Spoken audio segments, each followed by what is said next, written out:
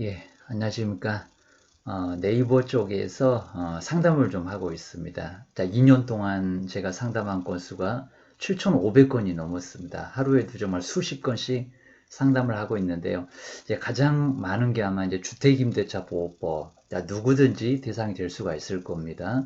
뭐 자녀가 됐건 아니면 또 내가 됐건 가족이 됐건 아니면 또 친구가 됐건 얼마든지 대상이 될 수 있을 거니까 이 주택임대차 보호법을 잘 알고 계시면은 많은 도움이 될 겁니다. 자, 수백에서 수천 또는 수억까지도 잘못하게 되면은 전 재산을 날릴 수 있는 게 바로 우리 이제 전세금 보증금이다 보니까 정말 전 재산입니다.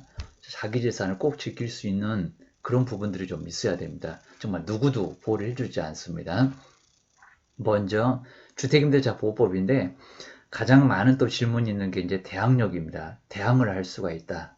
그러니까 보증금이나 전세금을 주지 않으면은 나갈 수 없다고 대항할 수 있는 게 바로 대항력입니다. 그 누구에게도 보증금 주세요. 전세금 주세요. 근데 조심하실 게 이제 모두 다 인정되는 게 아닙니다. 항상 대항력이 있었을 때 가장 먼저 전입신고가 되어 있을 때 자, 그렇지 않게 되면은 두 가지다 보니까요. 아예 보호를 해주지 않습니다.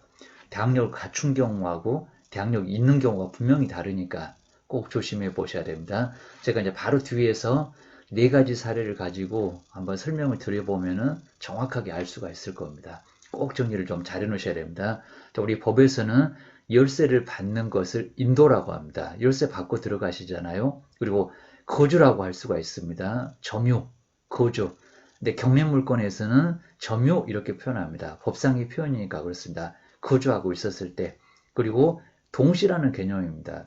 전입신고를 했는데 안 산다. 그러면 보호가 되질 않습니다. 살고 안 살고 어떻게 할까요? 전기세, 수도세, 가스비 이런 걸로 조회하면 다 나옵니다. 저도 경매할 때는 사는지 안 사는지 가서 뭐 불침번 설 것도 없습니다. 확인해 보면 분명히 알 수가 있습니다. 그리고 주민등록을 마쳤을 때, 요게 이제 전입신고라고 볼 수가 있습니다. 전입신고를 했을 때에는 주민센터에서 하게 될 건데요. 자, 그러면은 그 다음날, 당일도 아닙니다. 그 다음날에 효력을 갖추게 됩니다. 근저당은 당일인데, 전세권은 당일인데, 돈을 많이 주시니까 그런 것 같습니다. 법원도 정말 너무합니다. 돈을 많이 주면은 바로 당일에. 근데 전입신고는 돈이 안 들어갑니다. 자, 그러다 보니까 다음날에 효력이 발생합니다. 그리고 이제 여기서 보시는 것처럼 그 양수인, 주택을 산 사람입니다. 매수인 또는 낙찰을 받은 사람 또는 상속을 한 사람 또는 증여를 받은 사람 그 사람에게 역시 승계한 것으로 보니까 또 대항력을 행사할 수가 있습니다. 보증금 주세요 라고 기억을 해놓으셔야 됩니다. 이런 게 잘 안 돼 있으면 나중에 정말 친구가 찾아왔는데 경매로 집을 날렸습니다. 그런 경우도 정말 있습니다. 딱 하루만 살자고 합니다. 그래서 하루 재워줬더니 그 다음날 안 나갑니다. 다음날 나간다고. 한 달 됐는데도 안 나갑니다. 6개월 됐는데도 안 나갑니다. 1년 됐는데도 안 나갑니다. 안 나가는 게 아니라 못 나갑니다. 이 정도로 보니까 나중에 설명을 정말 잘 해주셔야 됩니다. 안 그러면 정말 우리 친구가 괴롭힐 수가 있습니다. 자, 그래야 이제 나중에 이런 걱정하는 부분이 없을 겁니다. 친구가 잘 돼야 콩고물이라도 떨어질 거니까요. 정말 잘 되기를 바라야 됩니다. 자, 먼저 사례를 정말 잘 정리해 놓으실까요? 제가 네 가지 경우, 이런 경우만 정리를 하시면은 경매까지도 정확하게 알 수가 있을 겁니다. 경매 부분도 이제 나중에 따로 이제 유튜브를 다시 한번 만들어 볼 겁니다. 경매 강의는 이제 제가 10년을 아예 넘게 했었습니다. 뭐 문화센터, 뭐 이마트라든지 롯데마트, 홈플러스 이런 쪽에서 이제 강의를 좀 하고 있습니다. 그리고 아예 사설 학원 등에서도 계속 강의를 해왔습니다. 자, 경매 부분도 꼭 정리를 좀 잘 해주셔야 됩니다. 먼저 101호에 이제 A를 한번 해보실까요? 자, 1월 2일에 케이스 잘 보셔야 됩니다. 당일에 효력 발생하느냐, 다음 날이냐. 1월 2일이 아니라 날짜 바뀐다고 했습니다. 1월 3일. 근데 0시까지도 생각을 해 놓으셔야 됩니다. B 같은 사례에서는 0시가 왜 중요한지 알 수가 있습니다. 자, 전입신고하고 이제 열쇠 받고 그리고 확정일자 받았을 때 세 가지를 모두 동시에 씁니다. 하지만은 대항력, 이 두 가지가 대항력인데 다음 날입니다. 확정일자는 1월 2일에 찍혔을 겁니다. 효력 발생하지 않습니다. 그 다음에 근저당은 당일에 바로 효력 발생한다고 했습니다. 자, 그러면 어떻게 될까요? 1월 2일 근저당은. 근데 전입신고는 확정일자는 언제라고요? 1월 3일. 요 말소 기준 고일에 밑에 있습니다. 빗자루가 다 쓸어버릴 겁니다. 진공청소기 흡수할 겁니다. 그래서 결국에 우리 임차는 어떻게 될까요? 정말 불상을 절에 있는 게 아니라 우리 A 같은 101호에 임차인이 나돼 있습니다. 대항력 있다 없다? 대항력 없다가 맞습니다. 대항력을 아예 발생시킬 수가 없으니까요. 대항력이 없는 경우로 이제 문제가 될 겁니다. 그럼 어떻게 될까요? 아예 쫓겨날 수밖에 아예 없을 겁니다. 쫓겨난다. 기억을 꼭 해놓으셔야 됩니다. 그 다음 이제 우리 두 번째 있는 B를 한번 해보실까요? 자, B는 대항력이 있을까요? 없을까요? 자, 먼저 1월 2일에 하루 전에 근저당보다도 하루 전에 빗자루보다도 먼저 전에 들어왔습니다. 근데 날짜가 하필이면 같습니다. 1월 3일. 여기도 1월 3일. 그래서 이제 1월 3일이니까 동순이 같습니다. 우리가 이제 보통 동순이면은 이제 안분 배당한다고 합니다. 낙찰금액 1억. 그럼 여기도 이제 1억 1억이니까 5천만 원, 5천만 원. 근데 그렇지 않습니다. 어떻다고요? 아까 대항력은 0시라고 했습니다. 0시니까 누가요? 임차인 B가 더 빠릅니다.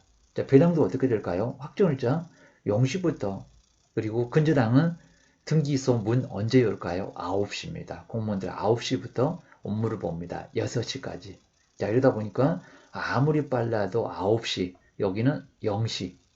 그래서 어떻게 된다고요? 자, B가 바로 1순위가 됩니다. 배당을 먼저 받습니다. 꼭 주셔야 됩니다. 그래서 이제 여기 이제 대항력이 있을까요? 없을까요? 당연히 대항력이 있다. 이렇게 대항력이 있다는 것만 정리를 꼭 해놓으셔야 됩니다. 버틸 수 있다. 배당력을 안 했습니다. 낙찰자가 모두 1억을 다 떠안고 가야 됩니다. 잘못 낙찰을 받아놓으면 보증금을 날리는 게 좋습니다. 우리 세 번째 있는 C를 한번 알아보실까요? 여기 이제 하필이면 샌드위치처럼 이제 근저당 위에 전입신고 그리고 근저당 아래 확정일자입니다. 이 사람 이제 배당은 어떻게 될까요? 자, 이런 게 이제 경매물건으로 나오게 되면은 상당히 많이 어렵다 보니까요. 우리 고수들이 많이 이제 낙찰을 받을 수가 있을 거고요. 우리 초보들은 아예 권리 분석 자체가 아예 안 될 겁니다. 이게 어떻게 되는지 아주 애매할 겁니다. 그러면 안 들어올 겁니다. 자, 고수들만 한 뭐 서너, 4명. 자, 이 정도만 이제 아예 간단하게 낙찰을 받을 겁니다. 자, 먼저 여기도 이제 1월 언제라고 했나요? 1월 다음 날 3일. 시간을 꼭 따지시라고 했습니다. 0시. 1월 3일 똑같습니다. 근데 몇 시라고요? 9시. 9시다 보니까 여기는 바로 누가 1순위가 될까요? 근데 조심하실 게 확정일자는 또 1월 4일에 있습니다. 자, 그럼 어떻게 될까요? 확정일자. 근데 위에 있는 대항력이 이미 발생하다 보니까 확정일자는 늦습니다. 자, 배당으로 봤을 때 낙찰금액 1억. 그러면은 근저당만 먼저 1억을 배당받습니다. 한 푼도 배당이 없습니다. 낙찰금액이 1억이니까. 근데 C는 걱정을 안 갖고 있습니다. 왜요? 대항력이 있습니다. 대항력. 그래서 결국에는 낙찰자에게 주장할 수가 있으니까 자, 이런 물건은 정말 조심하셔야 됩니다. 대항력이 있다 없다? 대항력 있다. 대항력이 있습니다. 자, C는 이렇게 대항력이 있다 보니까 꼭 조심하셔야 됩니다. 자, 설명 자세히 해드렸으니까요. A는 왜 대항력이 없는지 다음날이라서 그입니다. 근저당은 당일이라서 그입니다. 그 다음에 아까 B 보셨습니다. 시간으로 따진다고 했습니다. 0시, 9시 이렇게 따지다 보니까 누가요? 당연히 여기는 B가 대항력이 있습니다. 걱정할 거 전혀 없습니다. 낙찰자가 긴장하십시오. 기억을 하셔야 됩니다. 그 다음에 이제 우리 D를 한번 보시면요. D는 이제 104호에 살고 있습니다. 근데 확정일자가 근저당보다 먼저 빠릅니다. 근데 무슨 효력이 있을까요? 없을까요? 전혀 효력이 없습니다. 그죠? 대항력 없죠. 왜냐하면 전입이 없는데, 그리고 열쇠 받고 이사 들어간 게 없는데, 전입신고만 있어도 열쇠 안 받고 안 들어가면은 아무 효력 없습니다. 결론적으로 확정일자 아무 효력이 없습니다. 그럼 근저당 1순위. 그리고 여기서 이제 대항력은 언제일까요? 1월 4일도 아닙니다. 언제? 1월 5일. 1월 5일입니다. 자, 결론적으로 대항력이 있을까요? 없을까요? 대항력 아예 없습니다. 자, 이런 경우는 우리 낙찰자가 신경 쓸 것도 아예 없습니다. 자, 그대로 이제 아예 걱정할 건 없으니까 안 나가. 이사비용 주니까 안 나가. 그러면 나중에 강제집행까지도 할 수가 있습니다. 자, 인도명령에 강제집행 신청해서 정말 아예 끌려 나갈 수밖에 없을 겁니다. 뭐 당하고 아주 멍멍이 당신을 당할 수가 있을 겁니다. 사람 다 불러다가 그냥 와서 집행관 막 떠들어댑니다. 나가라고. 그래서 결과가 안 나가면은 이삿짐 센터에다가 아예 짐을 맡깁니다. 자, 그거 찾아올 때는 돈이 들어가니까요. 결국엔 안 나갈 수가 없습니다. 자, 그렇게 보시고 우리 네이버 상담에서 정말 많은 부분들이 있었는데 여기는 그렇게 많이 어렵진 않습니다. 자, 매매가 됐는데 경매가 됐는데 임차인이 바뀌었습니다. 자, 임차인이 나가라고 합니다. 아니면 또 보증금을 올려달라고 합니다. 아까 보셨던 것처럼 대항력이 있느냐 없느냐에 따라서 완전히 달라집니다. 자, 만약에 대항력이 있었다. 그러면 나가라고 해도 나갈 수 없다. 보증금 반환 받을 때까지 계속 살겠다. 아까 사항이 있었을 겁니다. 그래서 주장할 수가 있습니다.